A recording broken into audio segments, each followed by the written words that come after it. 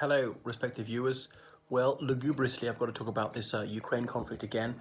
It's not going to end anytime soon. So it's been going on for 6 days now.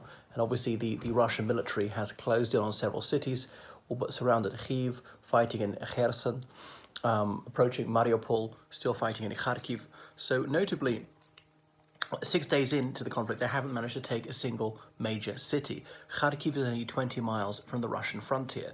So that's a pathetic performance. Now, the Russian army's never been particularly fast, but still, people were saying that Kiev was going to fall within 48 hours. Seems that they've got some logistical problems, and I'm surprised that the Ukrainian army isn't taking out more of their vehicles with those javelins and things like that, and javelins have been delivered to them at the Polish frontier. From the Polish border to Kiev is about a 7-hour drive. You know that rocket systems haven't been given to them to hit Russian army units or even hit Russia itself. You know, I don't want anyone to get killed. I would rather this war wasn't fought. And, you know, Russian soldiers are not mostly bad people. And I've seen videos of Ukrainian civilians surrounding Russian army vehicles, jumping on them, so on. And to be fair to the Russian soldiers, they didn't run people over. They didn't get out and shoot them, which some soldiers would have done. Said these people have identified themselves as our enemies. Okay, that they're unarmed, but they're still interfering with us performing our military duties. This is a war situation. If you're our enemy, if you're even not armed at this moment, we're going to kill you. If you're going to prevent us driving where we're going to get, and we're armed, there are hundreds of yous, you could grab my gun off me and kill me. But no, they were actually humane. So I blame Vladimir Vladimirovich Putin.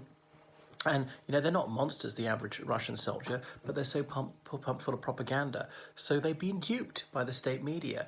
And the state controls virtually all the media in Russia. And they're banning almost every foreign news organization in Russia because they don't want people to know the truth. So there's this full spectrum war propaganda from the Kremlin. And obviously they're not even allowed to call it war. It's now going to be 15 years in jail for contradicting the official line on this. Shocking. It shows just how afraid of the truth the Kremlin is. So it's terrifying.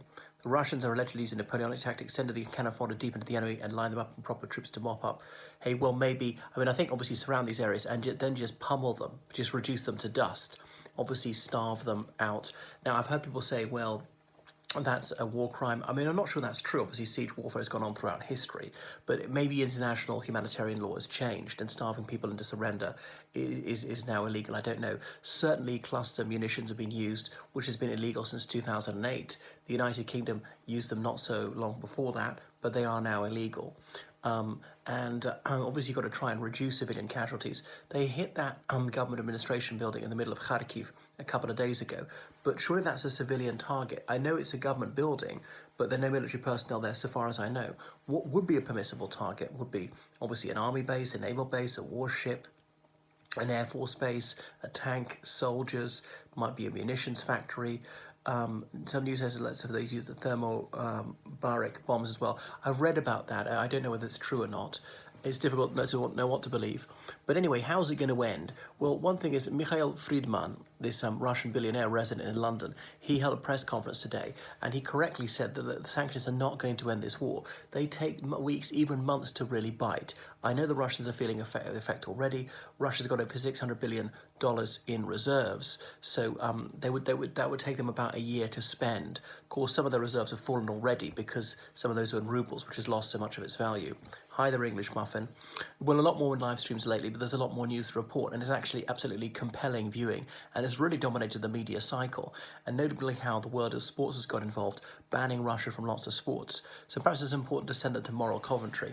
So, anyway, Mikhail Friedman, he runs Letter One, this investment company in London. He helped found Alpha Bank, which is Russia's largest private bank, and he's got stakes in oil and retailing and things like that.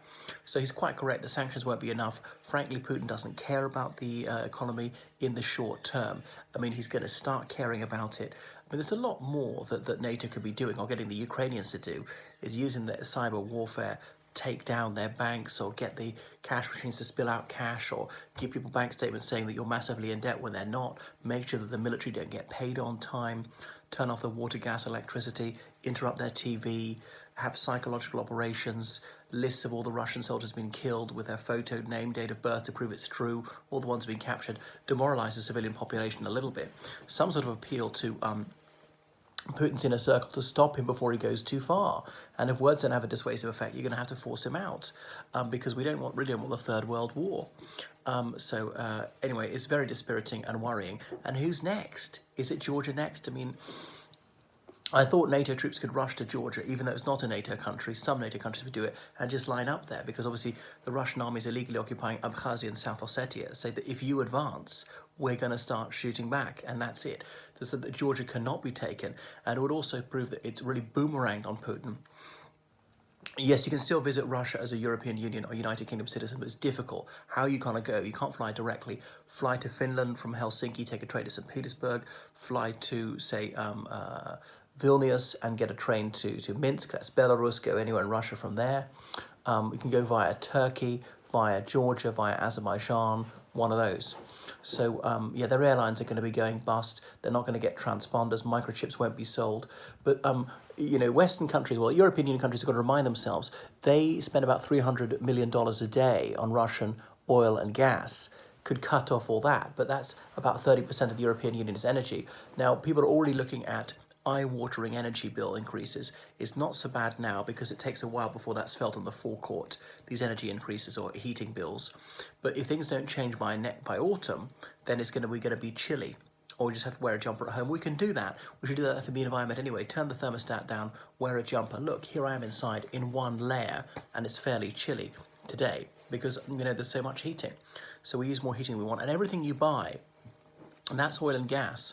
Your food or your shirt, that tractor was powered by oil. Those goods were transported to a factory or whatever by a truck. That's oil. Turned into clothes or canned. That's oil was used because oil or gas or coal or something is burnt to generate that energy and then transported by ship, truck or train to the shop where you bought it. That's oil. Using the internet, and we should stop all this cryptocurrency mining because that uses an awful lot of energy as well, and allows Putin to circumvent sanctions and bad men to hide their filthy cash. So there's a lot more we could do. There's also Germany prematurely cutting off nuclear energy. 10 years ago, they made the decision after Fukushima disaster. And we are where we are now because they've tried to transition away from that. They're really over a barrel to Russia because they're so heavily reliant on Russian oil and gas. The other thing is Russia sells a lot of metals. We could stop that, buy no more food, vodka. What else do they sell? We could have a law saying you can't visit Russia. It's a massive fine if you do, to kill their tourism. Not that they have very much tourism. And a lot more could be done to penalise the country economically. And I know it's sad because obviously most Russians, like most people in most countries, are good people. And they're going to be suffering, the working class, the middle class. But so much discontent, is it going to get to the elite? We could have smart sanctions, but some of this money is obviously going to fund the military. We should not intervene. I concur, we shouldn't, because I don't want a third world war. There are 40 million people in Ukraine. Even if every single one was killed, that's not as bad as 8.5 billion people, which is the entire population of the planet, and the human race could be wiped out. And Putin said he would do it, and I'm not sure he's sane, and he might even be crazy enough to do it. He said this, that if Russia doesn't exist, well, the world may as well not exist. And by Russia, obviously, doesn't mean true Russia, like the Moscow area, like Siberia. Some of his megalomaniac sidekicks have talked about taking back Siberia. If I was Finnish, I'd be worried. At least Poland will say, oh, Russia used to rule Poland. Well, Eastern Poland used to be part of the Russian Empire. Thankfully, it's a NATO country. What's going to happen when the Russians close in on the edges of Putin and risk hitting stray missiles hitting Poland, Moldova in response to that? Exactly, do we hit back? The trouble is, if we don't, they're going to go further and further and further, and they'll deny. No matter how irrefragable the evidence, they will claim it didn't happen. All these people they've murdered abroad, these people they've poisoned, all these poison gas attacks in Syria, murdering thousands of civilians, lie and lie and lie and disclaim responsibility, shooting down the Malaysia Airlines plane. And they were often violating British airspace, a Russian military jet going a bit into the airspace and a bit further and further and further and further, and always saying, no, we didn't do it, we're in international waters. So you've got to hit back somehow. I thought cyber attacks are a good way to retaliate without militarizing it.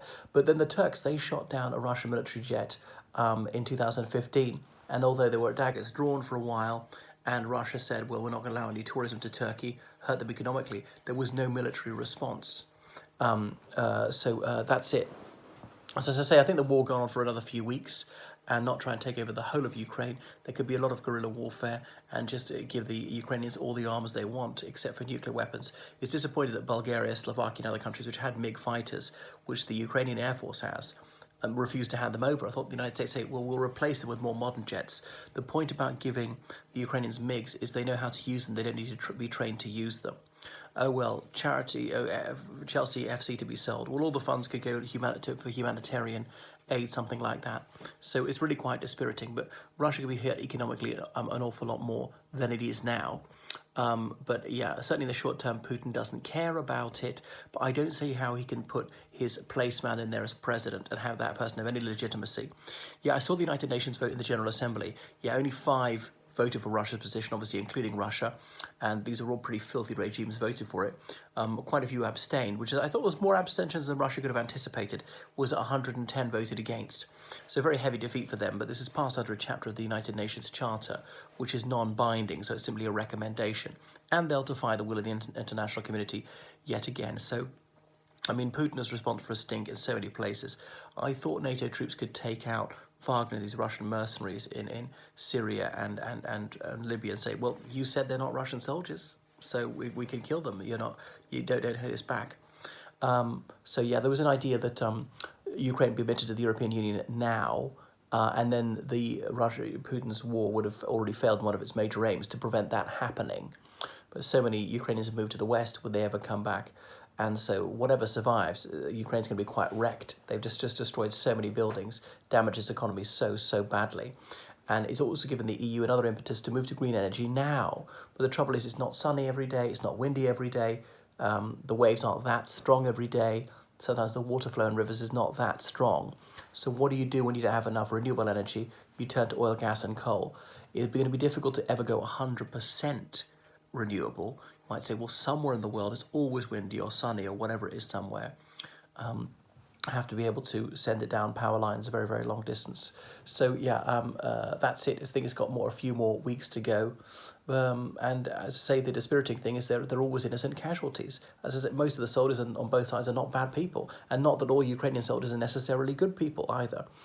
So I blame the Putin regime for fighting this completely unnecessary and illegal war of aggression and bringing misery. So a lot of good people are going to die. I mean, several thousand people have been killed already, and we're only 6 days in.